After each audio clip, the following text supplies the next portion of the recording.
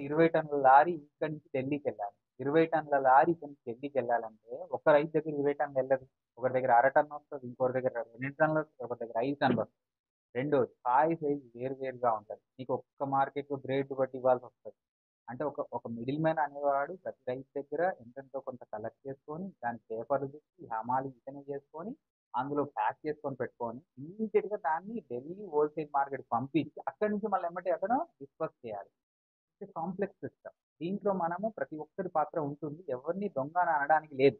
కాకపోతే miscommunication, lack of information ఎప్పుడైతే ఉంటుందో, మేబీ ఆ మిడిల్ మ్యాన్ ట్రేడర్ ఏం చేస్తాడు, అక్కడ పైన అక్కడ రూ. 15 ఇచ్చినా గూడా, నాకు రూ. 7 ఇచ్చేయని తగ్గించే అవకాశం ఉంటుంది. అందుకే అది పోగొట్టడానికి ఏం చేసాం ఇప్పుడు, ఢిల్లీలో ప్రైసెంత, ఈ నుంచి పోతే ఖర్చెంత, నువ్వు కోయడానికి ఖర్చెంత, ఇవన్నీ తీసేసి రైతుకు నువ్వు న్యాయంగా అందించాల్సి ఇంత అని చెప్పేసి, ఆ ఢిల్లీ సేట్లు, మిడిల్ మ్యాన్స్, మన ఫార్మర్ వచ్చేసేసి అధికారులు అందరూ కలిసి నిర్ణయించే ధరకి ఇప్పుడు వస్తున్నాం.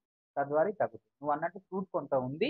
బట్ అది డిబేటబుల్ టాపిక్. అది 50కి తగ్గించొచ్చు. వీళ్ళు Not other crops